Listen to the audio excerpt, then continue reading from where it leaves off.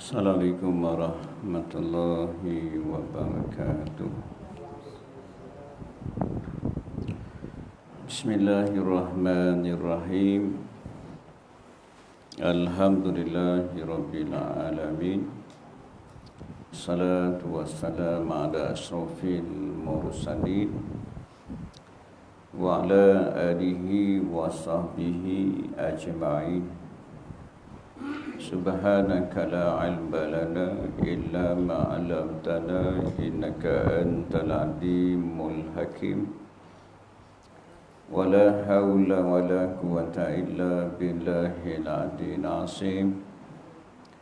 Wala haula wala quwwata illa billahil aliyyil azim.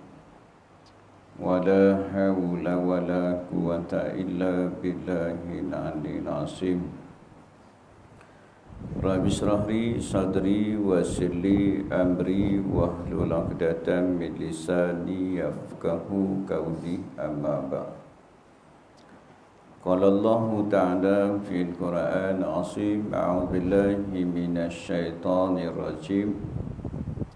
Wallahu akhrajakum min butuni ummahatikum la ta'lamuna syai'an wa ja'ala lakumus sam'a wal absara wal afida la'allakum tashkurun. Sadaqallahul azim. Alhamdulillah, syukur pada Allah Subhanahu wa taala dapat sama-sama kita menunaikan yang maghrib berjemaah. Mudah-mudahan amal ibadat kita diterima oleh Allah Subhanahu wa taala. Bersyukur juga kepada Allah Subhanahu wa taala kerana masih lagi dipanjangkan usia kita. Mudah-mudahan dengan panjangnya usia kita dapat sama-sama kita meningkatkan ketakwaan kita kepada Allah, iaitu kita menjunjung segala perintah Allah dan kita meninggalkan segala larangan Allah Subhanahu wa taala.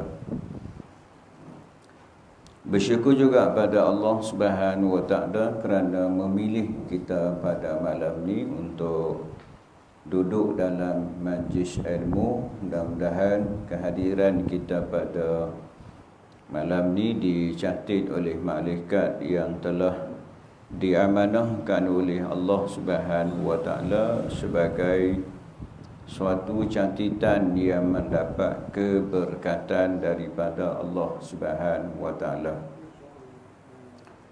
Jadi insya-Allah malam ni kita sambung pengajian kita dalam kitab Fiqhul Manhaji jilid yang pertama, iaitu kitab Fiqh Mazhab Imam Syafi'i. Kita masih lagi bicara tentang cara mandi, no? Kita masuk pada yang kedua, ne? Betul tak, Cik? Yang kedua iaitu cara yang disunatkan. Kalau sebut sebelum ni cara yang diwajibkan. Cara yang diwajibkan ada dua lah. Cuma ada sebahagian ulama kata ada tiga. Sebut dalam kitab ni ada dua, iaitu niat, dan yang kedua ialah membasuh seluruh badan yang zahir. Cuma ada pendapat ulama kata ada tiga, iaitu salah satu lagi membersihkan segala kotoran. Membersihkan segala kotoran najis yang ada pada badan kita. Sebab apa? Kalau ada najis, maka sah tak kita mengangkat hadas besar? Tak sah lah. Selalu yang biasaan najis-najis tu yang ada, selalunya yang kita duk sebut di celah-celah kuku kita. Selalu duk sebut, duk ulang-ulang sebut. Kalau boleh potonglah kuku tu. Tak payahlah duk simpan-simpan. Kalau kita simpan menyebabkan mandi wajib kita tidak sah, simpan juga jadi berdosa. Kerana apa? Kerana dengan sebab kita simpan menyebabkan kita mengangkat hadas besar, tidak sah. Ataupun kita mengangkat hadas kecil, tidak sah dua saja, hadas kecil dan juga hadas besar. Kalau hadas kecil itibari kepada anggota-anggota tertentu, mukanya, tangannya, sapu kepala dan kaki, anggota tertentu. Tetapi mengangkat hadas besar seluruh badan kita, tidak terkecuali walaupun bahagian yang paling kecil. Kalau di bawah kuku, bahagian yang paling kecil dah, jadi tak payahlah duk simpan-simpan. Kerana apa? Kadang-kadang menyusahkan juga kita nak kena jaga lagi satu. Lepas tu apabila berlaku hadas besar ataupun kita berlaku hadas kecil, kita nak berwuduk ataupun kita nak mengangkat hadas besar, menyusahkanlah. Susah nak kena buang ni. Yang ada di celah-celah kuku kita tu berbagai-bagai lah. Sama ada kalau tak najis, menghalang daripada terkena air. Contohnya tak ada najis lah, kita kata. Walaupun tak ada najis, kalau ada benda tu terhalang dah pada anggota, walaupun terhalang pada anggota yang paling kecil sekalipun, tetapi kalau dah halang dah, ada najis lagi, kalau ada seluk, ada kotoran yang tak najis, tak apa lagi. Cuma kita kena jaga supaya jangan terhalang air daripada terkena. Sebab kita sebut dah sebelum ni, iaitu kalau berwuduk ialah di atas kuku dan juga di bawah kuku. Atas kuku boleh gagah lagi. Kalau hak bawah kuku payah.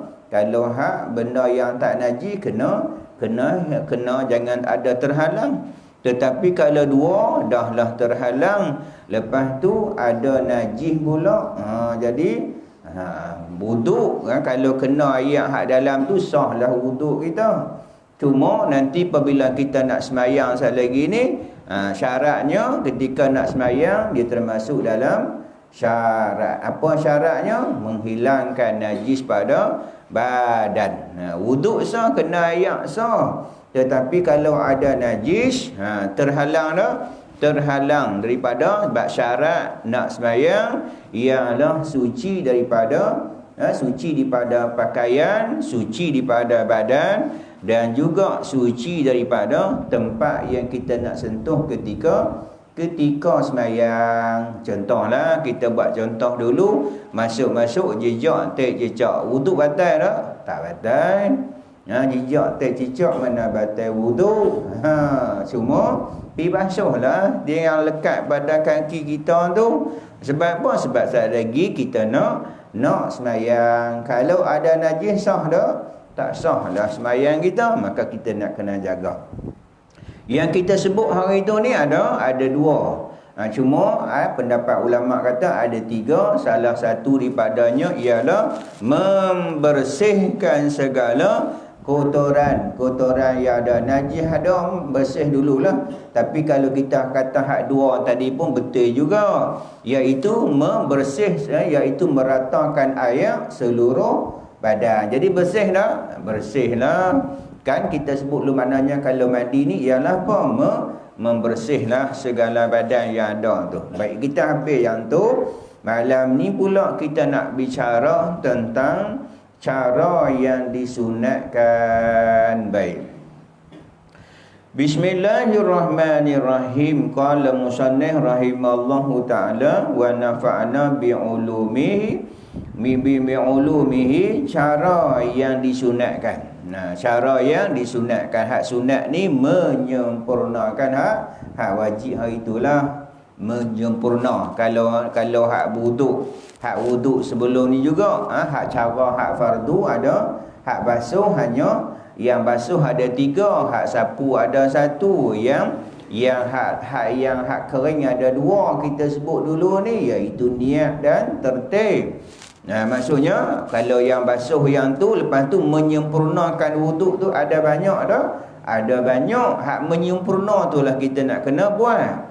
Sebab apa? Kalau hak kita ni hak fardu wuduk kita buat, bagi kita Imam Syafi'i, Sah dah buat yang tu, tapi kita nak menyempurnakan lagi. Sebab kalau mazhab-mazhab lain, hak kita hak sunat, hak depa tu wajib bagi depa. Contohnya Imam Ahmad bin Hanbal berkomor-komor, memasukkan ayak ke dalam hidung, bersugi adalah wajib bagi depa. Nah tu kita kadang-kadang orang duk tanya, ustaz, boleh tak ustaz saya payahlah bawa bini mai masjid, boleh tak saya nak taklid kepada Imam Hanafi sentuh isteri tak batal? Boleh tak? Imam Hanafi tengok kita wuduk awal-awal tak sah dah. Imam Ahmad tengok kita berwuduk, bukan kata sentuh, kita ambil wuduk pun tak sah dah bagi mereka. Contohnya Imam Hanafi menyapu 1/4 kepala. Kita sapu selai pun sah dah. Ikut Imam Hanafi kita berwuduk awal-awal, bukan kata sembahyang tak sah dah kita ni. Bukan kata sentuh bini. Semua wuduk pun tak sah dah. Awal-awal pun tak sah dah. Tapi tak apa. Sebab apa? Hak mereka ada yang ringan, ada yang berat bagi mereka. Contoh, sembahyang jemaah wajib bagi mereka. Berkorban tu wajib bagi mereka. Tu kita tuan-tuan, puan-puan muslim-muslimah, kita menyempurna hak kita, menyempurnakan hak sunat-sunat. Hak kita Imam Syafi'i, hak imam lain, ada kalanya wajib. Maksudnya apa? Kita buat hak fardu hak Imam Syafi'i, menyempurnakan hak imam-imam lain. Kita ni dah buatlah hak wajib dah. Hak wajib yang hak mana? Yang hak dalam Quran kan Allah sebut Al-Maidah ayat 6 tu. Al-Maidah ayat 6, apabila kamu nak sembahyang, basuh muka, hak wajib Allah merintah tu. Basuh tangan hingga ke siku, sapu kepala, basuh kaki hingga ke buku, lalu itu hak wajib Allah beritahu dah itu. Cuma hak kita buat ni, buat hak sunat-sunat ni, walaupun hak mazhab lain kata wajib, kita sunat, kita menyempurnakan. Contoh dalam keadaan apa? Kita buat ni sempurna sungguh. Hak wajib pun kita buat, hak menyempurna juga kita buat. Sama jugalah dengan mengangkat hadas besar. Sama jugalah hak mandi wajib yang kita sebut ni. Kalau hak sunat, kalau hak rukun, hak fardu mandi kan ada 2 je lah. Hak menyempurnakan ada banyak. Ada banyak lagi yang kita kena buat. Baik.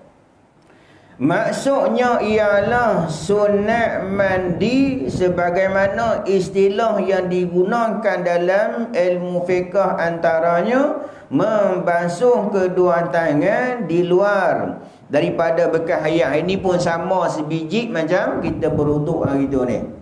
Hak pertama sama jugalah hak kita sebut sebelum ni, sebelum kita nak celuk tangan kita ke dalam bekas bejana, sebab kan takut-takut bekas bejana tu pula kurang daripada 2 kola, tangan kita ni tu kita sebutkan hari tu ni tentang berwuduk. Tapi kata sebelum tangan kamu menceluk dalam bekas, terlebih dahulu kamu membasuh tangan kamu. Membasuh tangan kamu kerana Nabi sebut sebab kamu tidak mengetahui di manakah tangan kamu bermalam. Sebab kamu tak tahu, Nabi tahu, Nabi Allah bagi mukjizat, Nabi tahu. Kita tak tahu. Kalau kita nak tahu juga, kita disebut selalulah balik malam ni buka handphone kita, buka dia punya video tu. Betul-betul tempat kita tidur tu kita rakam. Rakam sampai pagi besok. Pagi besok ni buka tengok. Cuma buka lampu lah tidur tu. Tak lena sampai pagi ya, no? Tak lena sampai pagi. Kalau kita buka kita tahu. Nabi tahulah. Sebab apa? Nabi kata kamu tidak mengetahui di manakah tangan kamu bermalam. Kan merata lubang masuk, lubang hidung, lubang telinga, macam-macam masuk. Ada najis lah. Najis yang tidak kelihatan. Hakikatnya kalau Nabi kata macam tu, memang ada najis. Apabila kita celup dalam bekas yang bekas tu pula kurang daripada 2 kola, bila celup saja walaupun tidak berubah warna. Celup berubah dah tangan kita warna dalam timba. Tak berubah macam tu sebiji. Kita celup dalam timba, berubah ada air dalam timba rumah kita? Tak berubah. Ataupun dia punya bau tak bau zat. Rasa kita takkan rasa lah kot. Maksudnya apa? Memang tak berubah, tapi walaupun tak berubah, ayat tu akan jadi ayat mutanajis. Ayat mutanajis ni boleh buat apa? Boleh hanya satu je, boleh siram pokok pisang ke pokok nyok ke. Yang lain tak boleh lah. Nak minum pun tak boleh. Ayat mutanajis, ayat yang kita celuk tu, contoh ayat ni lah. Jatuh sikit najis, besar sikit kan, berterjicak sikit jatuh. Ayat berubah dah? Tak berubah. Tapi ayat ni tetap jadi ayat mutanajis. Sebab apa? Sebab ayat kurang daripada 2 kolah. Tapi kalau ayat kolah hak di rumah kita besar tu tak apa. Jangan berubah warna dah. Contohnya jatuh tik lembu ubah lah. Jatuh tik lembu berubah lah warna. Rasa memang tak rasa dah lah. Bau memang bau lah. Tapi kalau jatuh tik cicak di surau kita, di masjid kita, perlu kena buang dah ayat kolah tu. Tengok dah berubah warna dah jatuh tik cicak. Tidak jenuh tiap-tiap hari tok siak ni geleng kepala, hari-hari cuci kolah. Kerana apa? Kerana nak buang ayat tu sebab najis ni tik cicak jatuh ni jenuh nak cuci. Hanya kita buang najis tu dengan cara ayat yang tu kurang lebih 2 kolah. Kalau jatuh najis tak berubah dia punya warna, rasa ataupun bau. Selalunya berubah tak? Tak lah, ayat banyak. Tu ayat yang kita ambil ketika berwuduk tu tak kira ayat mustakmal. Sebab dia lebih daripada 2 kolah. Jadi sebelum kita nak celup dalam bekas ayat kita, sebab syarat kita nak mengangkat hadas kecil ataupun hadas besar, syaratnya ayat tu ayat mutlak dengan ayat 2 je kita sebut dulu. Alhamdulillah. Ayat 2 saja. Ayat mutlak dan ayat musyammas. Semua ayat musyammas ni hukumnya makruh. Makruh sebab ayat tu terjemuk dalam bekas yang ditempa dengan tembaga. Contohnya dalam tunrang kita lah, boleh betul. Tapi ayat jemuk ayat tu ayat panas. Sebab apa? Hukumnya makruh. Boleh kalau tak ada ayat, boleh lah. Walaupun atas mayat sekalipun. Sebab apa? Sebab ditakuti akan menyebabkan penyakit. Tu yang Islam larang. Larang tu tak sampailah hukum haram. Larangan tu hanya hukum makruh sahaja. Ayat mustakmal tak boleh. Ayat mustakmal tak boleh untuk kita nak mengangkat hadas. Iaitu ayat mustakmal ni 2 aja. Apa dia? Lebihan daripada mengangkat hadas kecil, lebihan daripada mengangkat hadas besar, jadi ayat mustakmal. Tak boleh. Ayat tu kurang pula daripada 2 kolah. Tetapi hak kita celup tadi ni tak jadi mustakmal lagi. Sebab apa? Bukan kita dah mengangkat hadas lagi. Baru kita nak basuh tangan. Ayat tu tak boleh sebab apa? Sebab tu ayat tu tak boleh sebab malam tu kita tidur takut-takut ada najis. Nabi pun ada beritahu, jangan pula kamu sebelum kamu celup basuh dulu. Sebab Nabi tahu tangan kita ni ada najis. Boleh ada najis, maka ayat tu akan jadi ayat mutanajis. Baik. Membasuh kedua tangan di luar daripada bekas ayat. Kemudian basuh kemaluannya. Maksudnya basuh, kita sebut dulu basuh 3 kali lah, sunat basuh 3 kali. Kan Nabi suka 3-3. Ambil ayat tu, ambil dalam bekas. Tapi kita tak ada risau sangat lah. Rumah kita tu paik mandi tu tak ada masalah apa ini. Cuma walaupun macam tu, walaupun kita ni basuh juga tangan. Walaupun cuma kalau timur, jangan ceruk timur tu lah, ambil cebok, basuh di luar tangan kita. Jangan basuh masuk dalam timur tu. Tetapi kalau rumah kita pakai paip ataupun mahat mandi tu, tak apalah, kita basuh, bersihkan tangan kita. Lepas tu membasuh kemaluannya dengan tangan kiri. Layak dah kita sebut dulu hak adab-adab ketika qada hajat. Ingat dah hak dulu kita sebut adab-adab qada hajat. Bila qada hajat nak basuh, ketika nak beristinja gunakan tangan kiri. Sebab layaklah hak tempat-tempat ayam macam tu guna kiri. Nak masuk jamban pun samalah, langkah kiri. Nak keluar langkah kanan. Nak beristinja dengan menggunakan tangan kiri. Habis kalau istinja dengan batu macam mana? Ingat tak kita sebut dulu ni. Kalau beristinja dengan batu, kita terpaksa menggunakan dua tangan. Batu pun nak pegang, tangan pun nak pegang juga. Cuma macam mana? Cuma hak tangan kanan pegang batu. Hak tangan kanan pegang batu. Hak tangan kiri pegang kemaluan. Ketika nak istinja di kemaluan zakar, maka gerakkan hak tangan kiri je.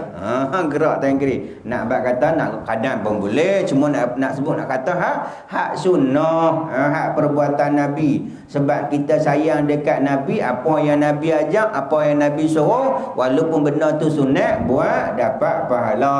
Kita sebab kita ni orang awam. Kita ni orang awam, boleh nak buat tu nak berapa pahala? Boleh, hak kita orang awam ni. Tapi kalau orang mengaji ilmu tasawuf, depa tak mau macam tu. Contohnya kita buat, contoh kita mengaji ilmu tasawuf, hak kita buat ni hakikat depa tu tak boleh terima lah kita ni. Tapi di segi hukum fiqh boleh tak? Fiqh boleh dah buat sesuatu kerana nak dapat abuan. Kita ni umpama kita ni macam budak-budak nak upah. Pergi beli ni mak, beli kedai sah. Ayah bagi RM1. Oh, cepat dia pergi. Apa tak bagi duit pergi ah? Pergi badek, pergi kedai dia. Abang bagi duit RM1. Lah tak mau apa RM1. RM2. Macam kita bagi duit raya. Duit raya depa lah, depa tak mau sampo, depa nak bagi terang-terang. Kita bagi sampo itu beraya tahun sudah, bagi sampo. Dia kata mesti RM1 ni. Dia tahu mesti RM1 ni. Depa nak bagi terang-terang, nampak terang-terang. RM1 pun depa kata sikit dah. Jadi kita bagi upah. Kita ni kalau tahap ahli kita ni macam budak-budak gila. Buat sesuatu kerana nak upah. Boleh tak? Boleh. Tak ada siapa yang boleh bagi pahala. Tak ada siapa yang boleh bagi syurga. Yang boleh bagi ialah Allah Subhanahu wa taala. Tapi orang yang mengaji tasawuf, depa tak mau yang tu. Apa? Kalau tak ada syurga, gerak kita mai sembahyang dah gerak. Contoh tak ada syurga sembahyang. Habis nak syurga, nak pahala. Tu sebab depa mengaji macam lain. Contohnya kita kata kita ni nak sembahyang kerana syurga. Bayangkan hak syurga neraka tu hak siapa? Hak milik Allah Subhanahu wa taala. Kalau Allah tak membagi hak Allah Subhanahu wa taala, tapi hak kita ni sebab keadilan Allah Subhanahu wa taala, Allah tu Maha Adil. Allah akan bagi kepada hak siapa-siapa yang hak dia janji. Contohnya Allah beritahu, orang yang taat perintah Allah, orang yang taat perintah Rasul, nescaya kami masukkan mereka ke dalam syurga. Allah janji Allah, janji yang tidak dimungkiri. Allah akan kotak. Tapi depa dah orang belajar ilmu tasawuf, depa kalau contoh dalam keadaan kalau tak ada syurga, depa buat kerana apa? Depa buat kerana ikhlas semata-mata kerana Allah. Kerana apa? Kerana itu adalah perintah daripada Allah Subhanahu wa taala. Mereka ni hamba hanya ta'abbudi, ikut perintah Allah Subhanahu wa taala. Allah nak bagi tak bagi itu bukan urusan kita. Maksudnya Allah ni kita campur urusan Allah pula. Depa fikir macam tu salah dah. Depa tak salah, depa maqam aulia. Kita makan orang awam macam itulah. Kita ni macam budak-budak nak upah. Nak upah, nak syurga, nak redha. Nak redha Allah. Kita buat ni kena redha Allah. Tapi redha atau tak redha kan, itu hak milik mutlak Allah Subhanahu wa ta'ala. Itu hak Allah lah. Baik. Yang itu membasuh kemaluan dengan tangan kiri dan juga kotoran yang ada pada badan. Inilah hak kita sebut sebelum tadi ni. Termasuk juga hak kata tadi ni, hak fardu mandi wajib. Hak tambah ialah membersihkan segala kotoran-kotoran yang ada pada badan. Cuma hak ini hak termasuk dalam perkara-perkara yang sunat, iaitu membasuh kemaluan dengan menggunakan tangan kiri. Lepas tu kita basuhlah kotoran-kotoran yang ada. Kotoran-kotoran yang ada pada bahagian-bahagian yang ada kotoran lah, depan belakang, tempat-tempat yang sulit. Kita kena menggosok terlebih dahulu kawasan-kawasan yang berlipat. Kerana apa? Nanti bila mandi sekali lagi mudah dah. Mudah dah. Kenapa? Kita dah bersih dah. Kita buat dah amalan-amalan yang sunat. Kerana amalan-amalan yang sunat menyempurnakan hak amalan-amalan yang hak wajib. Kita buat sunat ni menyempurnakan. Sekali lagi ni tak ada masalah apa dah. Baik. Selepas itu menggosok dengan membersih penggosok. Betul pak kita kena gosok. Sama jugalah kalau Imam Ahmad Hanbal, kalau pada anggota yang hak kena basuh, dia kena lalukan tangan pada anggota yang basuh ketika berwuduk. Kalau tidak tak sah. Kalau kita pakai celup je tu tak sah bagi depa. Kita menggosok tu adalah sunat bagi kita Imam Syafi'i. Kalau Imam Ahmad bin Hanbal, kalau kita celup tangan macam tu di pipe tu orang leleh tu, bagi depa tak sah. Sebab apa? Menggosok tu adalah wajib bagi depa. Kena lalui tangan di atas anggota yang hak basuh. Anggota yang basuh ada berapa? Ada 3 lah, muka, tangan dan kaki. Kena melalui tangan di atas anggota yang basuh. Bagi Imam Ahmad bin Hanbal itu wajib. Tapi kita melalui tangan pada anggota yang basuh hanyalah sunat. Ini pun sama, hak mandi wajib pun sama, melalukan tangan pada anggota yang dibasuh. Anggota dibasuh ni semua sekali lah anggota yang zahir, bermula daripada hujung rambut sehinggalah ke hujung kaki. Itu kita sebut dah hari tu ni, sehingga sehingga Sayyidina Ali kerap mencukurkan rambutnya. Sayyidina Ali bermusuh dengan rambutnya. Kerana apa? Dia melihat Rasulullah ketika mengangkat adab besar, ketika berjumpa mandi junub, mari Nabi sallallahu alaihi wasallam membasuh kepalanya sebanyak 3 kali. Dia takut, maka dia kerap cukurkan rambutnya. Ini bagi orang kerap berjunuk lah. Kita ni mungkin sebulan kali tak apa lah kot. Yang kerap berjunuk, maksudnya apa? Dia takut pada rambut, selai rambut tak kena, maka tidak sah. Tu dia bermusuh. Aku bermusuh dengan rambut aku. Sayyidina Ali bermusuh dengan rambutnya kerana dia takutlah. Tu dia mencukurkan rambut kepala. Tu orang botak tu tempat tu lah. Dia ikut hak sunnah Sayyidina Ali tu. Dia takut tak sah. Tu dia cukur kepala tu. Sajalah nak beritahu. Abang kata nak kena jaga-jaga. Baik. Al-Bukhari dan Muslim. Al-Bukhari dan Muslim meriwayat daripada Ibnu Abbas radhiyallahu anhu. Maimunah menceritakan, aku telah meletakkan air untuk Rasulullah sallallahu alaihi wasallam bagi tujuan mandi. Lalu baginda sallallahu alaihi wasallam membasuh kedua tangannya 2 atau 3 kali. Kemudian baginda meletakkan air pada tangan kirinya dan membasuh kemaluan. Kemudian baginda menyapu tangannya di atas lantai. Kemudian Rasulullah menyapu di atas tangannya dengan lantai. Sebab apa? Kalau kita dengan sabun lah, maksudnya sebab apa? Tangan kita ni apabila kita pegang kawasan-kawasan yang bersulit akan mudah berbau. Tu kita surau ke masjid kan, kita sediakan tempat pembasuh sabun untuk membasuh tangan. Kalau zaman Nabi pakai sapu di tanah ke. Gosok di tanah. Kenapa? Dengan tanah boleh menghilangkan segala kotoran ataupun bau-bau. Sebab apa? Kerana najis tu kenapa? Menghilangkan najis, iaitu menghilangkan bau, menghilangkan rasa, menghilangkan warna. 3 ni. Kadang warna okey lah. Kadang-kadang rasa kita tak asal lah. Bau. Ini kadang-kadang bahaya. Ketika mana? Selalu saya sebut lah. Ketika kita berdoa. Habis mayang siap lah. Habis mayang siap. Dah angkat tangan tu. Dia angkat tangan tinggi. Lepas tu imam baca panjang sikit. Turun sikit. Lepas tu tak larat. Tak dagu. Tangan tak hidung macam ni. Ketika tu rasalah aromanya.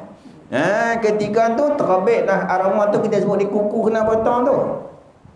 Ketika tangan kita letak di hidung, ketika tu keluarlah aroma yang tak tahulah macam mana kita tahulah.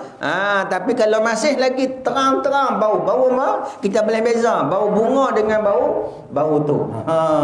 Tu kadang-kadang masih lagi ada. Jadi kena jaga-jagalah. Tengok buah kuku tu dia ada bawah kuku.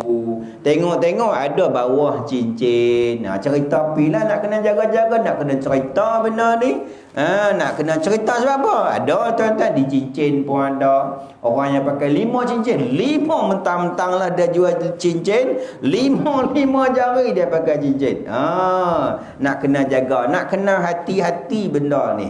Nabi menggosokkan tangan kami ke lantai kita. Ada hak boleh beli yang hak mana yang hak tajam tu. Dia kadang ada bahan-bahan yang sabun yang tajam bila kita basuh boleh menghilang. Contohnya limau kasturi ke hak sabun tu, limau puruk ke apa, dia ada jenama-jenama yang boleh menghilangkan apa alkali buat cikgu, saya pun tak tahu. Menghilangkan apa tau. Dia punya bila kita celup saja sabun tu dia akan boleh hilang dia cepatlah. Tapi kalau sabun biasa-biasa, sabun basuh masih ada lagi. Ni bahaya. Ni tak apalah keluar duit sikit. Main surau, main masjid tengok tak ada, kita tolong belilah. Ni jangan gula marah depa. Kita dapat pahala. Bayangkan orang yang berwuduk, orang yang keluar kotor hajat, dia menggunakan sabun kita beli pula amal-amal. Bayangkan dia tunjuk hari ni dalam Facebook. Ada segolongan orang-orang, beberapa golongan pergi ke jalan-jalan menampung jalan-jalan yang berlubang. Menampung jalan-jalan yang berlubang. Berapa banyak pahala. Orang tak jatuh, tak aksiden pun lepak-lepak tu. Tak ada bawah kerajaan. Kita nak dapat pahala ni. Tengok jalan kampung ni kita duk makin apa lah. Berapa tahun mereka jalan pun tak berlubang-lubang. Masalahnya kita juga nak dapat pahala free. Beli simen ke apa, kita pergi tampung. Cuma kita jaga je lah. Dia ambil gambar tunjuk. Jika kadang tujuan kita matlamat, kita tujuan nak tunjuk habislah rugi kita. Tujuan kita kerana Allah Subhanahu Wa Taala. Jadi dapat pahala. Sama yang ni pun kita beli sabun. Lalu kadang-kadang kita mai rumah Allah ada kotoran, kita marah dekat tok siap buatlah makan gaji buta. Dapat duit surau masjid pun tak jejak benar. Sedangkan Nabi beritahu orang yang membersihkan rumah Allah Subhanahu Wa Taala bina dia istana dalam syurga. Tak mau kan istana dalam syurga. Istana dalam syurga tak tahu lah luas mana. Kita sebut dulu orang yang keluar last sekali dalam neraka pun Allah kurniakan dia istana luasnya 10 kali dunia. Tahu nak abang macam mana.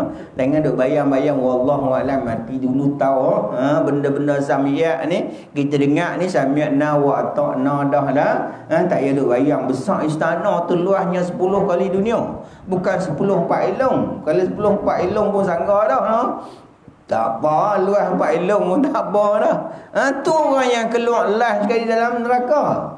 Tambah kita ni Allah binakan kita istana dalam syurga. Dah duduk dalam syurga, ada istana pula, ada mahligai pula. Jadi lepas ni jangan duk marah ke siap. Sebelum tok siap mai, kita mai awal-awal cuci dulu. Sama juga tuan-tuan, kita tengok ada najis dalam rumah Allah, kita tak buang hukumnya berdosa. Kerana apa? Mencemarkan kesucian rumah Allah. Kita biar saja rumah Allah Subhanahu Taala ada najis. Ambil buang. Jangan kadang orang pergi ambil, setengah orang tu ambil sapu, dia pun dalam masjid juga. Sama juga nak ambil kita pergi buang dalam bekas tu sampah dan sebagainya. Kita nak membersih hukumnya berdosa. Kerana apa? Sebab kita tak membersihkan rumah Allah, kita membiarkan rumah Allah ada kotoran-kotoran. Kadang-kadang tu ludah pun ada. Duduk tengah sembahyang buat nasi tu hukumnya berdosa. Nak buang macam mana? Ambil buah dan pakit kita. Kalau kita kata nak buang pakit, kita rasa kotor, rumah Allah. Rumah Allah kotor, lagi kotor. Rumah tempat yang dimuliakan oleh Allah, tempat disebut dengan rumah masjid Allah Subhanahu Taala untuk tempat sujud. Baik. Aku meletakkan air untuk Rasulullah sallallahu alaihi wasallam. Lalu baginda basuh kedua tangannya. Dua ataupun tiga. Jadi kita basuh tiga lah. Sebab kita sebut hak dulu ni tentang yang hak pertama tu, hak basuh tu patuh. Hak dua tiga tu adalah sunat. Cuma hak kita sunat ni Nabi akan membasuh bertiga-tiga. Hak fardu pun Nabi basuh tiga. Hak sunat juga Nabi basuh tiga. Contohnya dalam keadaan berkomor-komor. Contohnya masuk ayat dalam hidung, sunat. Tapi juga bertiga-tiga juga. Sama yang ni pun ketika sebelum nak celup dalam bekas timba dan sebagainya, basuh di luar, basuh dulu 3 kali bagi bersih tangan kita. Sebab apa? Tak lagi kita celup sekali lagi ni, sama ada nak mengangkat hadas kecil ataupun nak mengangkat hadas besar. Dalam keadaan apa? Ayat tu ayat yang bersih. Kita tak mau ayat tu ayat mutanajih. Kita pun berwuduk dengan ayat mutanajih. Kita pun mandi hadas besar dengan ayat mutanajih. Sah tak sembahyang kita? Letih lah beribadat. Tu kita untung kita duk main mengaji ni. Main mengaji jumpa, main mengaji jumpa, main mengaji jumpa. Kalau tak mengaji, tak jumpa. Tak jumpa. Mengaji baru kita jumpa. Mengaji ni tak habis sampai mati, sampai masuk dalam sampai masuk liang lahat pun orang duk ajak lagi. Perasan tak?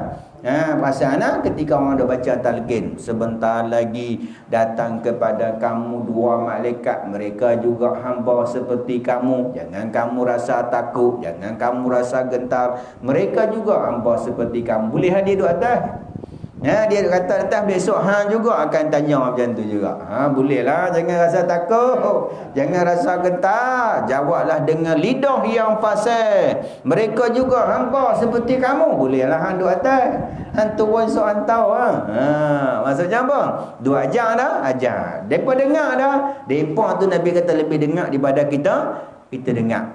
Orang yang duduk dalam alam barzakh tu, mereka tu lebih dengar daripada kita dengar.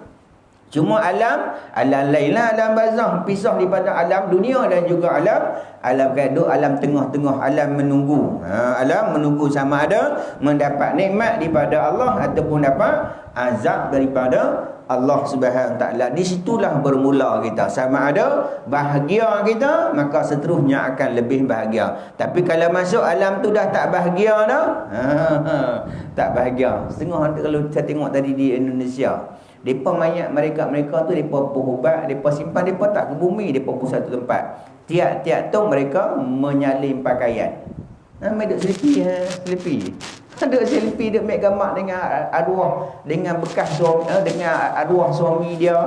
Dengan ayah dia ambil gambar. Tak ayah berdiri tu pakai baju, duk ambil gambar. Ni abang lah, ni isteri dia, ni anak dia. Gambar. Mau tukar baju lah. Pakai baju batik kemas. Bos sepek. Dia pun macam tu.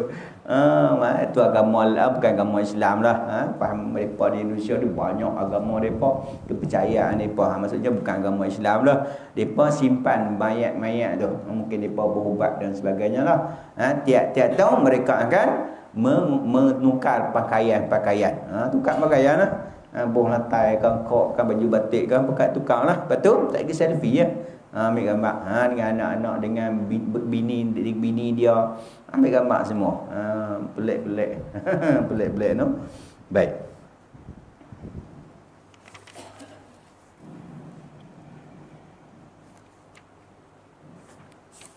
Baik. Baik. Membasuh kedua tangan 2 atau 3 kali. Kemudian baginda meletakkan air pada tangan kiri dan membasuh kemaluannya. Lepas dia basuh tangan, lepas tu Nabi letakkan air pada tangan kiri, lepas tu dia membasuh kemaluannya. Basuh kemaluan. Depan dan belakang, dan basuh kemaluan ni sebab apa? Di sana adalah kotoran-kotoran pada kemaluan, depan dan belakang basuh. Lepas tu untuk nak memudahkan sekali lagi apabila kita nak mandi sekali lagi ni, mudah dah. Mudah dah. Kuasaan-kuasaan yang sulit tu nanti kita akan sebut ni. Orang perempuan sama lelaki atau perempuan ketika mandi wajib mesti dalam keadaan duduk. Kalau berdiri sah tak? Tidak sah. Kenapa? Bila berdiri kuasaan-kuasaan yang sulit akan berlipat. Kawasan-kawasan yang sulit akan berlipat, terutamanya orang perempuan lah. Maksudnya orang perempuan lagi bahaya. Maksudnya dia kena mandi dalam keadaan mencakung. Maksudnya kalau dia mencakung, kalau dia berdiri tak kena pada anggota-anggota sulit, maka mandi wajib dia tidak sah. Maka duduk tu menjadi wajib. Duduk tu menjadi wajib. Kena duduk lah. Lelaki pun kena duduk, orang perempuan pun kena duduk. Kalau dia berdiri, pasti tak kena dah kawasan-kawasan yang sulit. Baik, jadi membasuh tangan, ambil air letakkan pada tangan kiri, lepas tu membasuh kemaluan dengan menggunakan tangan kiri. Lepas tu kemudian baginda sallallahu alaihi wasallam menyapu tangannya ke lantai. Oi, 8.30 dah. Dia pun tak sedap. Tak bunyi tak? Bunyi dah tadi. Baik, kita habis lagi 1 2 tu ni. Panjang lagi nah. 1 2. Panjang lagi lah.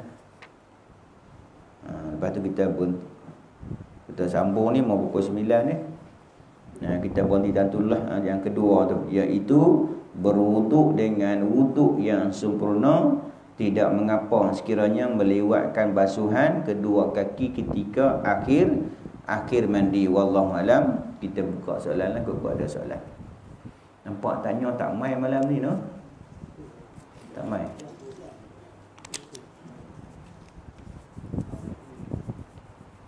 Kalau tanya tak tanya lah kot no. Kalau macam tu, mana-mana macam tu lah. Kadang-kadang tak ada buka soalan, tanya awal lagi ada. Tengah kuliah tanya tak apalah. Kod dia kata aku tanya tunggu lagi lupa pula. Tanya siap-siap. Setengah tempat tu depa dulu kita mengajak kat ni politeknik di Sabang Jaya lah, politeknik. Depa pelajar-pelajar ada yang jazah pun ada, bahagian dakwah. Kita duduk kuliah tu, duduk tolak tong soalan. Tong soalan tu. Tu dia penuh tong tu. Saya kata ingat kita lepas mai bulan depan ni kita tak payah mengaji lah jawab soalan tu. Satu tong tu. Dah buat habis je kalau nak buka soalan, jawab 2 soalan 3 soalan pun dekat tengah jam dah. Soalan ke depa ni pelajar biasalah. Dia punya hak soalan tu mesti banyak soalan pula pelik-pelik orang-orang tu. Jadi saya kata kita mai esok ni kita jawab soalan dah lah. Jawab soalan ni pun 2 jam ni. Sebab kita tak ada lah. Kita selalunya kita buka soalan lah. Ustaz takkan tanya lah selalunya. Kalau ustaz tanya pakai tak mai dah rasa-rasanya. Macam kita mengajak tajwid lah. Minggu pertama ustaz baca penuh, orang mengaji. Minggu kedua ustaz baca. Minggu ketiga ustaz kata minggu depan kita baca seorang-seorang no. Tak mai dah. Kat tu imam, kat tu bila siap nasiblah dia tu imam. Kalau dia pun tak mai juga. Jadi selalunya kita mengajak zaman lah ni tak payah duduk tanya. Ustaz tanya, ustaz yang jawab. Kalau kita tanya satu lagi ni pakai dah tak mai dah. Jadi tak macam dulu. Dulu kita mengaji lain. Dulu kita mengaji bezalah. Kita mengaji ni, hak mengaji muka surat ni bulan depan kita main mengaji pula. Ustaz kadang-kadang dia ulang balik. Berapa sebulan tu. Kita mengaji dulu ni hak kemarin muka surat 1. Hari ni masuk muka surat 2, 1 tak ulang dah. Dia tak ulang dah berapa baru kemarin. Dia kelupa dia ponggeng pemadam tu. Baru kemarin mengaji hampa lupa dah. Dia nak bagi ingat dia macam mana. Hak kemarin yang kemarin mengaji, esok kita kena terang seorang-seorang. Sebelum kita masuk tajuk baru, sebelum masuk tajuk muka surat 2, tiap-tiap yang mana main mengaji kena hurai hak macam hak baru mengaji kemarin. Kita balik rumah tak tidur, kena mengapai. Esok nak kena ulang balik aja ustaz mengajak malam ni. Tak lebih mana juga duk apa. Jadi hak mana mai 30 orang, esok ni 30 orang tu akan hurai balik apa yang hak ustaz mengajar dan apa yang hak dia faham dia kena hurai balik. Dia akan hurai balik. Lepas habis semua 30 orang hurai, barulah ustaz akan masuk pada tajuk yang kedua. Tu kita maksudnya kena apa dulu. Tu dulu kalau mengaji memang dia ingat ada kena apa siap dah. Berapa tu esok nak kena hurai. Bukan ustaz suruh, dia kena seorang-seorang. Wajib kita kena hurai balik apa yang hak ustaz mengajak dan apa yang kita faham. Samalah macam kita pergi bit tauliah pun samalah. Kita pergi depan mufti kan, di bantuan kan, dia tak depan tu, kita bacalah kitab lama lah, bukan kitab ni, kitab lama, kitab karangan Syekh Daud. Baca, dia kata ustaz baca, lepas tu baca agak 20 minit baru tahan berhenti ustaz hurai dan ustaz mengajak macam mana ustaz mengajak. Kita mengajak depan mufti. Nak mengajak kita bergetak tuan-tuan.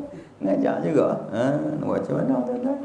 Jadi kita kena prepare lah benda tu. Semua kita mengaji tak lah, tak tanya InsyaAllah ustaz-ustaz ada mengaji lah, dia tak tanya, ustaz tanya, dia yang jawab. Dia tanya jawab pakai tak mai Kita berhenti tentu dulu no.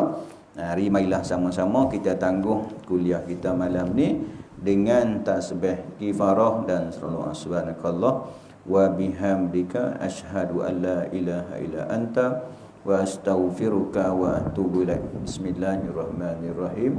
Wal 'asr innal insana lafi khusr illa allazina amanu wa 'amilus shalihat wa tawassaw bil haqq wa tawassaw bis sabr. Bismillahirrahmanirrahim. Alhamdulillahirabbil alamin wassalatu wassalamu ala asyrofil mursalin wa ala alihi wa sahbihi ajmain. Allahumma faqqihna fid din wa 'allimna ta'wil wahdina ila siratikal mustaqim. Allahumma aghina bil ilmi wa zayyina bil hilmi wa akrimna bit taqwa jamilna bil afiyah. Rabbana atina fid dunya hasanah wa fil akhirati hasanatan wa qina adzabannar. Wa sallallahu ala sayyidina Muhammadin khatimil anbiya'i wal mursalin wa ala alihi wa sahbihi ajma'in. Subhana rabbika rabbil izzati amma yasifun wa salam salim alhamdulillahi rabbil alamin. Sekian billahi taufiq wal hidayah. Assalamualaikum warahmatullahi wabarakatuh.